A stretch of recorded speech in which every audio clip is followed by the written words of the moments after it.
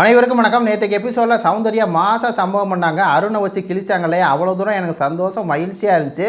அதிலே அவங்க சொன்ன வார்த்தையெல்லாம் கேட்குறதுக்கு எனக்கு என்னென்னா காதில் அப்படியே தேன் பாயிற மாதிரி இருந்துச்சு. வேறு லெவல் சம்பவம் சவுண்டு அப்படிங்கிற மாதிரி இருந்துச்சு. அதே மாதிரி விஜய் சேதுபதி இருக்கார்ல, அவருமே பார்த்திங்கன்னா போராடிட்டு கிடத்தாரு அருணோட. நம்மளுக்கு அதை பார்த்துட்டு சிரிப்பு தான் மக்களே வருது. அவர் ஒரு பக்கம் போராடுறேன், இவன் ஒரு பக்கம் போராடுறேன். சரி, இதை பற்றி பார்த்தோன்னா அதுக்கு முன்னாடி நம்ம சேனலை கொஞ்சம் லைக் பண்ணி சப்ஸ்கிரைப் பண்ணி விட்ருங்க.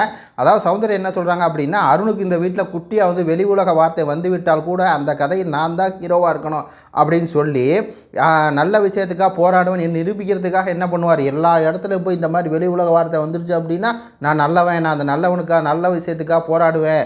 பார்த்தீங்களா, அந்த மாதிரி லேபர்னு சொல்லிட்டாங்க, அது தவறு அப்படிங்கிற மாதிரி அந்த விஷயத்தை கொண்டு வந்து அதுக்கு ஒரு உதாரணமும் கொடுக்குறாங்க.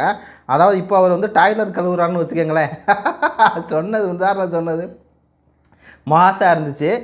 அந்த விஷயத்தில் வெளி உலக வார்த்தை வந்துருச்சு அப்படின்னா அங்கே என்ன பண்ணுவார், இதையே தப்பாக சொன்னீங்க, இதையே தப்பாக சொன்னீங்க அப்படின்னு சொல்லி கேட்பார். இப்போ ஒரு பாத்ரூம் கழுவுறாரு, அதில் ஏதான அது தப்பாக வெளி உலக வார்த்தை சொல்லிட்டான்னா இதையே தப்பாக சொன்னீங்க அப்படின்னு சொல்லி அங்கேயே அவர் போராடுவார். ஒரு கதையில் ஹீரோ வில்லன் காமெடியன்லாம் இருப்பார். ஆனால் இவர் தன்னை ஹீரோவாக காமிக்கணும் அப்படின்னு சொல்லி இந்த ஆள் திருட்டு வேலை பார்க்குறான். ஒரு திருடன், ஆனால் நல்லவ மாதிரி தன்னை காமிச்சிக்கிறான் அப்படின்றது உண்மையான ட்ரூ தான். அதனால தான் விஜய் சேதுபதியே போய் என்ன பண்ணுறான், இந்த மாதிரி எதிர்த்து பேசிக்கிட்டு இருக்கான். அது நல்லவனாக காமிச்சிக்கிறதுக்கு.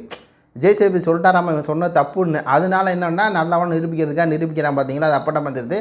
அதாவது இவன் என்ன சொல்கிறான் அப்படின்னா, லேபர் அப்படிங்கிற வார்த்தை தப்பு கிடையாது. அருண் சொல்கிறான் லேபர் அப்படிங்கிற வார்த்தை தப்பு கிடையாது, அது இந்த வீட்டில் சொல்லக்கூடாது அப்படிங்கிறது தான் அவனுடைய ஸ்டாண்டு. நான் சொல்கிறது உங்களுக்கு தெளிவாக புரியுன்னு நினைக்கிறேன். ஏன்னா அந்த எபிசோடு பார்த்தீங்கன்னா நீங்களே குழம்பிடுவீங்க. ஐயோ இப்போ என்ன சொல்கிறேன், விஜய் சேதுபதிக்கு என்ன பதில் சொல்கிறாரு அப்படின்னு புரியாமல் போயிடும்.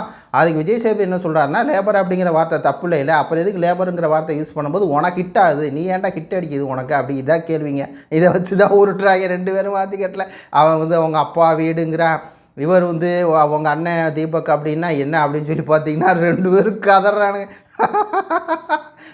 இவனுக்கெல்லாம் சவுண்டு தான் கரெக்டு. இவன் மோத்தனை கிழிச்சு விடணும். அதை விட்டுவிட்டு அவனுக்கு புரிய வைக்கலாம் ட்ரை பண்ணக்கூடாது. ஏன்னா அவன் புரியாத, அவன் என்ன நீங்கள் பேசினா புரிய மாட்டான் சார் அவன் அப்படிங்கிற மாதிரி இருக்குது. உங்கள் கருத்துக்களை சொல்லுங்கள். நன்றி, வணக்கம்.